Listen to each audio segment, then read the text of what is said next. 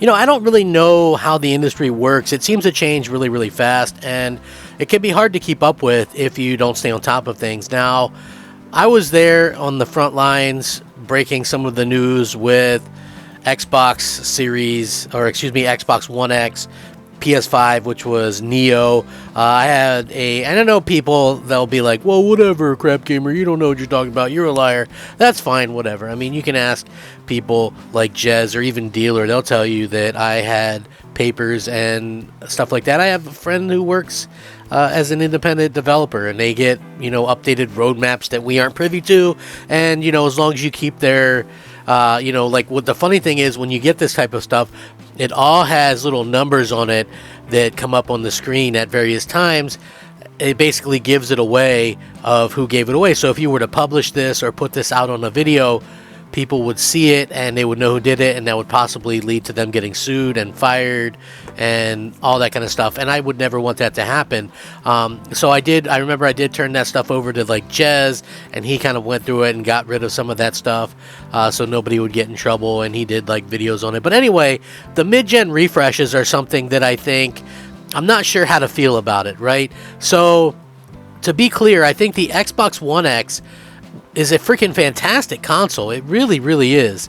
I think that it is a tremendous console. The problem that I have with it is it was really a stopgap, and it was really something that wasn't well supported from the first party in any way. So, again, it's just one of those things that sort of happens, and it released at a bad time. I think they needed to get the power thing out of people's minds, and they managed to kind of stave off the perception. A lot of people go, well, isn't the Xbox Series X like the most powerful? How come it's not like totally outdoing everything PlayStation does? Well, the simple fact is, you can have the most powerful console, but if all developers aren't taking advantage of it, it's going to be really hard to tell. Like, there's been games that have taken full advantage, like Plague Tale 2, like something like 30% advantage. They added 120 frames mode, and the Xbox just absolutely killed it. And yeah, like, it takes a real dedicated developer who's not afraid to like tick anybody off to go out there and do something like that. And and so that's pretty cool. Now, this is interesting because we've heard multiple rumors about a PS5 Pro coming, which, again, how do I feel about this stuff? I'm not really sure, because the first few years of these console generations, most things were cross-gen anyway. So it's like, when the real next-gen starts, they're going to come out with a new console? I don't know. But we did get this from an interesting source. Take-Two CEO Strauss Zelnick thinks it's very likely that there's going to be mid-gen console refreshes during the current cycle. And again, who would know better than this guy, right? To be honest with you, he's doing one of the biggest games of all time. He's obviously with GTA 6. Game Industry Biz asked Zelnick if we can expect to see updated versions of the PS5 and the Series X and S, and whether hardware refreshes in the last generation had much of an impact on the company's business, and he said, we probably will, and they did not affect the business very much. Zelnick also discussed the company's plans to keep supporting Switch and last-gen consoles. Following the recent cancellation of the Switch version of Marvel's Midnight Suns, Take-Two will release Lego 2K Drive for Nintendo's console this week, and Zynga's Star Wars Hunter for the Switch later this year. With a new Nintendo console reportedly coming as early as 2024, Zelnick was asked if the company will continue supporting Switch beyond this year. Yes, I think we'll continue to support it, he said. And during Take-Two's earnings call, Zelnick was asked whether their publisher might stop supporting last-gen consoles. He said it really varies.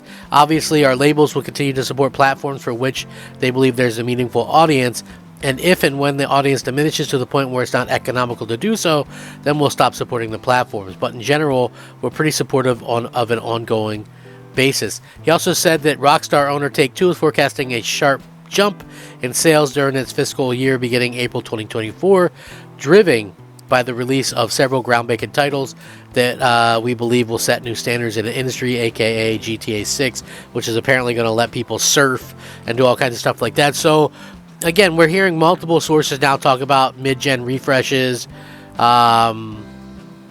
for everything. And, again, I have to be completely honest. I have not even sold on keeping my PS5 beyond their showcase. If they don't do just like an absolute balls to the wall showcase with some announcements and release dates and some close things, I don't really see a point in keeping it, because it's just collecting dust at this point, even with a dust cover or whatever. And just being honest, while it does always make sense, and I suggest that everybody get all the consoles so you don't miss out on exclusives or whatever, I find it almost impossible to find time to play two consoles. I play all the multi-plats on my Xbox.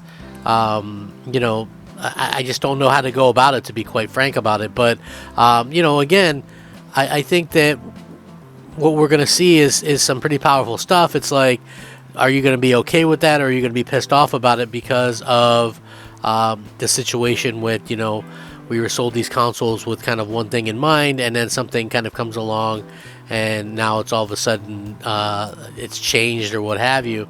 I don't know exactly how to kind of go about it, but again, we'll see what happens. Like, I would probably get a updated Xbox console, maybe just trade in mine, and at that point, you get probably a few $100s towards it, and I would imagine that then an upgraded Xbox would still be, $500-600, and we'll see what happens there. But what would be the point of that? I would wonder. It's like, would that be the one that finally gets everything 60 frames? Like I'm just kind of wondering where it sort of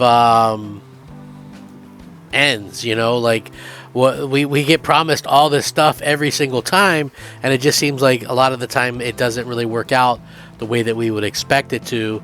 But again, seeing the Take-Two boss come out and say, hey, this is pretty cool, and this is something that we're going to look forward to seeing. I think that's pretty awesome for them to say. I think obviously Xbox has come a long way, and do they need another another console or whatever? I think that's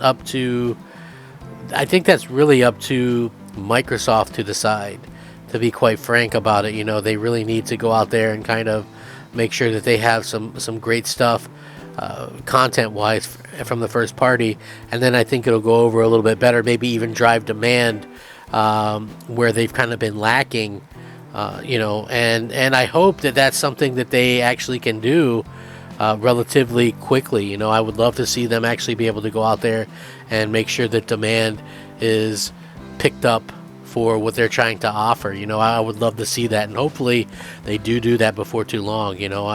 Again, it's just one of those things that really kind of comes down to what Microsoft wants. So, whatever Microsoft wants, they're gonna do, and it really, I think a lot of people are just gonna have to kind of deal with that. So we'll see what happens, but I'm curious to hear what you guys think.